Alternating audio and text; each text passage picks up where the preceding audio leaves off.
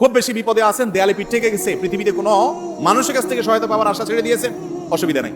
এই তিনটা আমলকে আপনি নিজের জন্য বাধ্যতামূলক করেন, ইনশাআল্লাহ তাআলা হেফাজত করবেন। জীবনে বহুবার আমি আমলটা করে দেখেছি, কঠিন কঠিন বিপদে আল্লাহ তাআলা কিভাবে উদ্ধার করেছেন আমি নিজে অবাক হয়ে গেছি, সারপ্রাইজ হয়ে গেছি। নবী করিম সাল্লাল্লাহু আলাইহি ওয়াসাল্লাম বলেছেন, তার যে কোনো বিপদ থেকে বের হওয়ার জন্য আল্লাহ তাআলা নিজে পথ দেখায় দেন।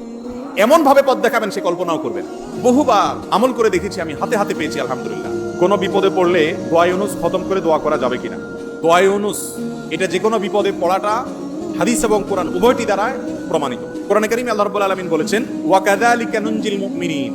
ইউনুস আলাইহিস সালাম বিপদে পড়ার পর তিনি যে দোয়া করেছেন, লা ইলাহা ইল্লা আনতা সুবহানাক ইন্নী কুনতু মিনাজ জালিমিন, এই বাক্যগুলো পড়ার পর এগুলো বলে বলে আল্লাহর কাছে তিনি দোয়া করেছেন, আল্লাহ তাআলা তার বিপদ উদ্ধার করেছেন। বিপদে পড়ার পর তিনি বলেছেন এগুলো পড়েছেন, আল্লাহ তাআলা কোরআনে এই দোয়ার উল্লেখ করে, এই বাক্যগুলোর উল্লেখ করে এরপরে বলেছেন, ওয়া কাযালিকা নুনজিল মুমিনিন, একই ভাবে তাকে যেরকম এই বাক্যগুলো এই জিকিরগুলোর মাধ্যমে আমি রক্ষা করেছি, হেফাজত করেছি ওই বিপদ থেকে, মাছের পেট থেকে, একই ভাবে আমি মুমিনদেরকেও রক্ষা করব।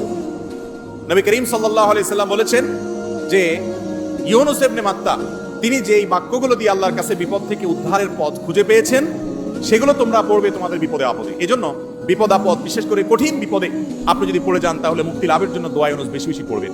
এর পাশাপাশি আরো দুটি আমলের কথা বলতে পারে, যেটা আমার জীবনে বহুবার আমল করে দেখেছি আমি, হাতে হাতে পেয়েছি আলহামদুলিল্লাহ। এক নম্বর হলো দোয়া ইউনুস, আরেকটা হলো ইস্তেগফার। এটাও হাদিসে আসছে, নবী করিম সাল্লাল্লাহু আলাইহি ওয়াসাল্লাম বলেছেন, মান লাজিমাল ইস্তেগফার, যে